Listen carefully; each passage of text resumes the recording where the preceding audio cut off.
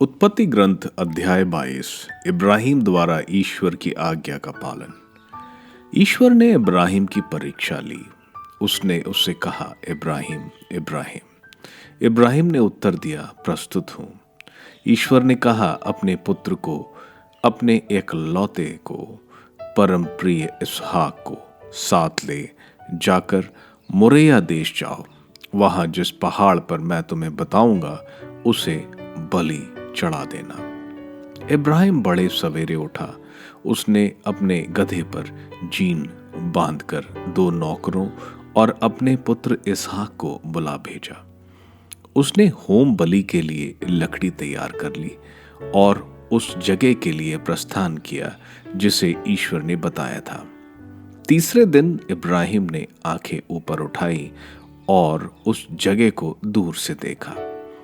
इब्राहिम ने अपने नौकरों से कहा, तुम लोग गधे के साथ यहां ठहरो, मैं लड़के के साथ वहां जाऊंगा। आराधना करने के बाद हम तुम्हारे पास लौट आएंगे। इब्राहिम ने होम बलि की लकड़ी अपने पुत्र इसहाक पर लाद दी। उसने स्वयं आग और छुरा हाथ में ले लिया और दोनों साथ साथ चल दिए। इसहाक ने अपने पिता इब्राहिम से कहा, पिताजी। उसने उत्तर दिया, बेटा क्या बात है? उसने उत्तर दिया, देखिए आग और लकड़ी तो हमारे पास है, किंतु होम का मेमना कहाँ है? इब्राहिम ने उत्तर दिया, बेटा ईश्वर होम के मेमने का प्रबंध कर देगा। और वे दोनों साथ साथ आगे बढ़े। जब वे उस जगह पहुंच गए जिसे ईश्वर ने बताया था, तो इब्राहिम ने वहां एक वेदी बना ली और उस पर लकड़ी सजाई। इसके बाद उसने अपने पुत्र इसहाक को बांधा और उसे वेदी के ऊपर रख दिया। तब इब्राहिम ने अपने पुत्र को बलि चढ़ाने के लिए हाथ बढ़ाकर छुरा उठा लिया, किंतु प्रभु का दूत स्वर्ग से उसे पुकार कर बोला, इब्राहिम इब्राहिम।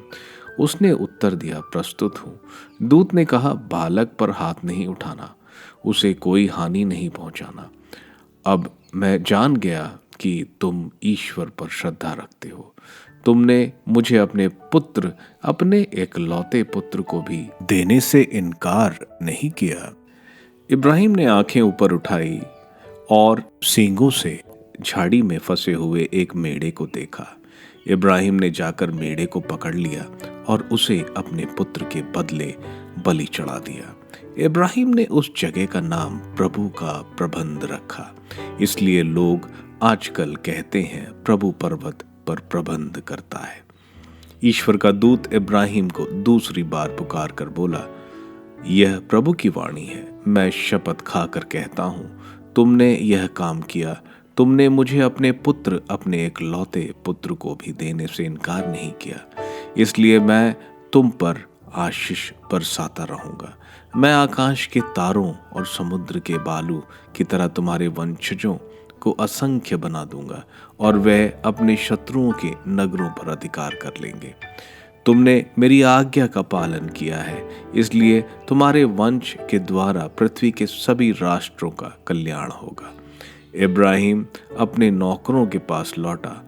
वे सब बेरशेबा चले गए और इब्राहिम वहां रहने लगा। नाहोर की वंशावली। इसके बाद इब्राहिम को यह संदेश मिला कि आपके भाई नाहोर की अपनी पत्नी मिल्का के कई पुत्र हुए।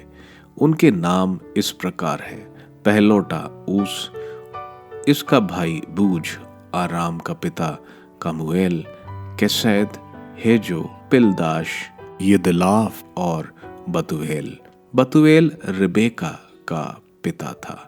ये 8 इब्राहिम के भाई नाहोर की पत्नी मिल्का के पुत्र हैं। नाहोर की उपपत्नी से टेबा, गहम, तहश और माका नामक पुत्र हुए।